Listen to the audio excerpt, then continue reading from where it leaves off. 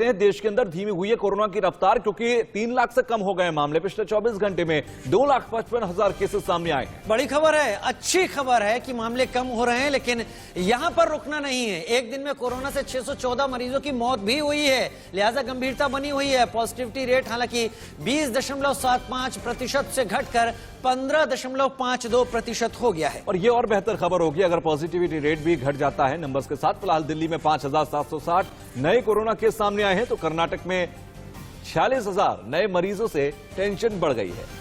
46,000 नए मरीज कर्नाटक में, टेंशन बढ़ाने वाले। यही स्थिति करीब करीब तमिलनाडु में है, जहां 30,000 के करीब मामले एक दिन में आ गए थे। लिहाजा अभी खतरा टला नहीं है। एक इशारा जरूर मिला है कि कोरोना के नए वेरिएंट और पुराने डेल्टा प्लस का असर कम होता जा रहा है।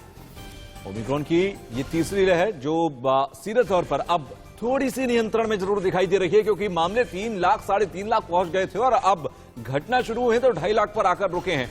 अगर ये इसी तरीके से घटते चले जाते हैं, क्योंकि दिल्ली और मुंबई में सबसे ज्यादा मामले सामने आ रहे थे और दिल्ली मुंबई दोनों पर अगर देखा जाए तो अभी लगाम नजर आ रही है। दिल्ली के अंदर 6,000 से कम मामले दर्ज हुए हैं, यह भी एक बेहतर संकेत है। पॉजिटिविटी रेट भी घट रहा है, यह भी एक बेहतर संकेत है। लेकिन यह बेहतर संकेत बना रहे और लगातार घटता रहे, उसी में बेहतरी होगी। अगर एक बार फिर से तेजी आती है तो फिर से मुश्किल हालात पैदा हो सकते हैं। इसलिए नियंत्रण, इसलिए गाइडलाइंस का पालन बेहद जरूरी है। ये करते रहना होगा अगले कुछ हफ्तों तक, तभी जाकर इस तीसरी लहर को रोका जा सकेगा।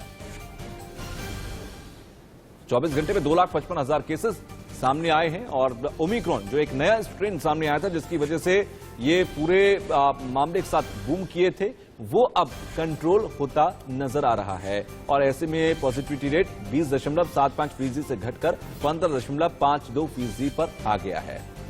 हमारे साथ 4 हमारे साथी इस वक्त जुड़ रहे हैं। अंकुश जुड़ रहे हैं मुंबई से, जतिन गाजियाबाद से, ऐश्वर्या दिल्ली से और रवि लखनऊ से हमारे साथ जुड़ रहे हैं। सबसे पहले ऐश्वर्या, आपका रुख करते हुए, मामले घटे हैं दिल्ली और मुंबई में, जो स्पीड है, जो दर है, वो कम हुई है। हालांकि कर्नाटक, तमिलनाडु में इसने तेजी पकड़ी है। स्वास्थ्य मंत्रालय के सूत्रों के मुताबिक देश अभी कहां पर है, क्या क्या अभी एहतियात और बरतने की जरूरत है? क्या हम अब धीरे धीरे वैक्सीनेशन के चलते एक सेफ जोन में आ रहे हैं? क्या ऐसा कहा जा सकता है?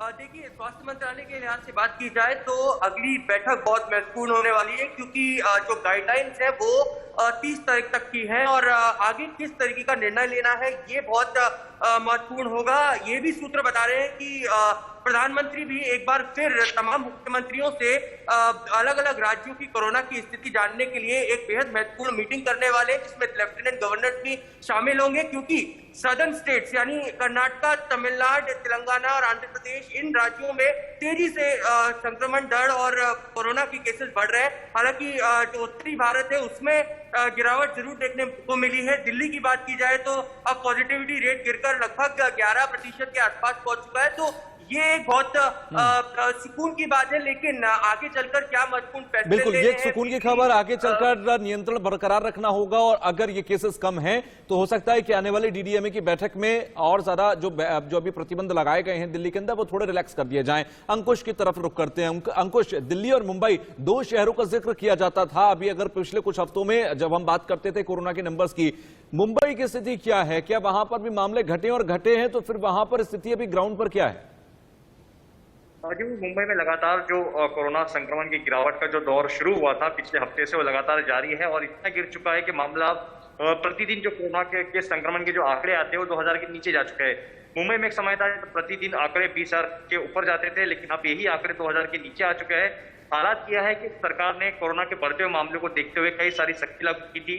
कई सारे जो इस्टेब्लिशमेंट है और प्राइवेट ऑफिसेस है, गवर्नमेंट ऑफिसेस है, वहाँ पे 50% लोगों के अटेंडेंस की बात कही गई थी, लेकिन जो कि मामले पूरी तरीके से कंट्रोल में आ चुके हैं। सरकार के हिसाब से जो भी पर्याप्त उन्होंने जो कोरोना के बढ़ते हुए मामलों को देखकर बेड की फैसिलिटी अस्पताल में और ऑक्सीजन की फैसिलिटी की थी, वो 90% खाली है। इसको देखते हुए जो भी प्रतिबंध लगाए गए थे उसमें रियायत करने की विचार विमर्श कर रही है। महाराष्ट्र में पहले से स्कूल खोल दिए गए हैं और जो कि अब कोरोना के मामले अब धीरे धीरे काबू में आ रहे हैं राज्य सरकार के हिसाब से, और जो मामले आ भी रहे हैं वो ज्यादातर असिम्प्टोमेटिक है। वो मामले हैं जिन्हें अस्पताल में भर्ती कराने की आवश्यकता नहीं पड़ रही है। कई सारे इसको देखते हुए जो सख्ती लगाई गई थी, पाबंदी लगाई गई थी कई सारे एस्टेब्लिशमेंट पर, ऑफिस पे, जिम्स पर, सलून पर, इस तरीके के व्यवसाय पर, वीकली कर्फ्यू, नाइट कर्फ्यू, उस पर रियायत देने की विचार विमर्श सरकार कर रही है। ठीक है, विचार अवश्य कर रही है सरकार। आपका जो एनालिसिस है वो ये कह रहा है कि मुंबई और महाराष्ट्र में स्थितियां बेहतर होती जा रही, लिहाजा चीजें ठीक हो रही है। मैं रवि आपके पास आऊंगा। लखनऊ में, उत्तर प्रदेश सबसे बड़ा राज्य आबादी के लिहाज से, और यहां पर जो स्थितियां हैं वो अभी सरकार के सूत्रों के मुताबिक किस स्थिति में है? क्या स्कूलों को खोलने की अब तैयारी पूरी तरह से कर ली गई जैसा महाराष्ट्र में हुआ है? क्या बाकी चीजें, जिम, स्पा, सैलून या बाकी एक्टिविटी को भी अब पूरी तरह से खोलने की तैयारी कर रही है सरकार, बाकी जगह मुंबई, दिल्ली में आते हुए ट्रेंड के मुताबिक?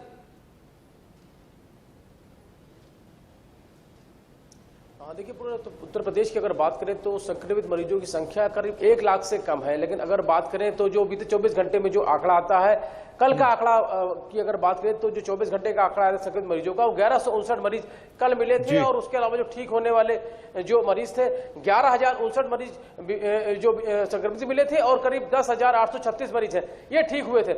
यानी करीब करीब आंकड़ा बराबर है, यानी जितने संक्रमित मरीज जो मिल रहे हैं और उसके आसपास ही जो ठीक होने वाले मरीजों की संख्या है, यानी बैलेंस बना हुआ है। हालांकि जब जो पॉजिटिविटी रेट है वो जब बढ़ेगा और जो संक्रमण है जो जिस तरीके से बढ़ रहा है वो परेशानी का सबब बना हुआ है। हालांकि 1 लाख से कम अभी आंकड़ा है। अब ये देखना होगा कि आज का जो आंकड़ा आता है वो क्या बताता रहा है। बिल्कुल नियंत्रण में रखना जरूरी होगा, क्योंकि चुनावी राज्य है और चुनावी राज्य में अगर लगातार मामले बढ़ते रहेंगे तो आने वाले समय में, क्योंकि 7 चरणों में चुनाव होगा और वो स्थिति कंट्रोल करना बहुत जरूरी है। हम लौटेंगे रवि आपके पास। जतिन हमारे साथ सहयोगी जुड़े हुए हैं गाजियाबाद से।